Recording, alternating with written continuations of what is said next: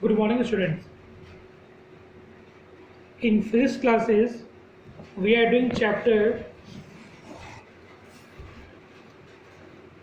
upthrust in fluids, Archimedes principle, and flotation. In my previous video, we have already completed upthrust, buoyancy, Archimedes principle. After this, we have already done density, relative density. Today we are going to start a topic, flotation. What is flotation? First of all, we can take three conditions. Case 1. When weight of the body is more than upthrust, the weight of the body is greater than the weight of the displaced liquid.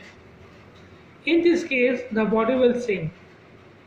Indirectly, you can say weight of the body is more than upthrust. The apparent weight of the body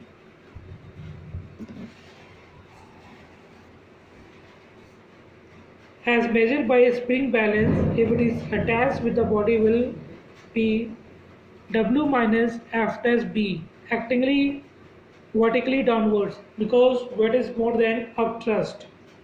So this is a case when the density of the solid is greater than the density of liquid. So in this case, our body will sink because weight of body is more than the upthrust. Now case 2. When weight of the body is equal to upthrust, indirectly you can say the weight of the body is equal to the weight of the displaced liquid.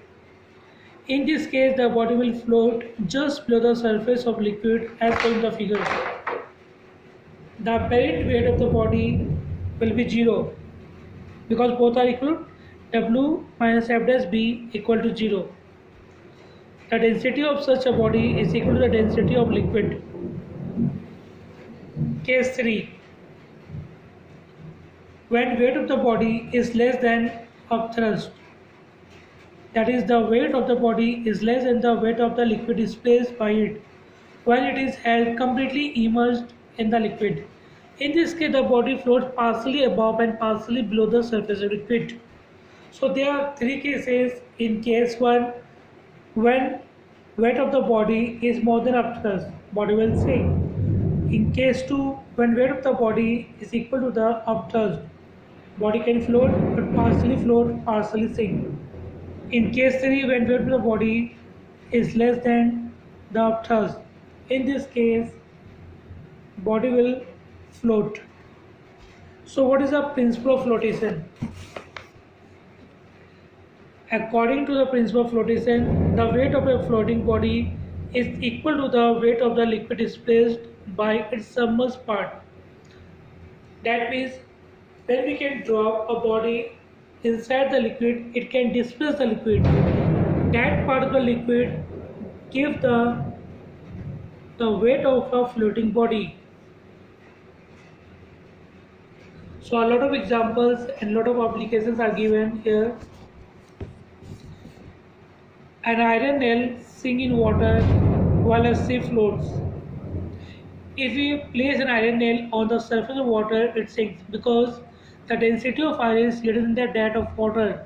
So the weight of nail is more than the upthrust of water on it. Thank you, students.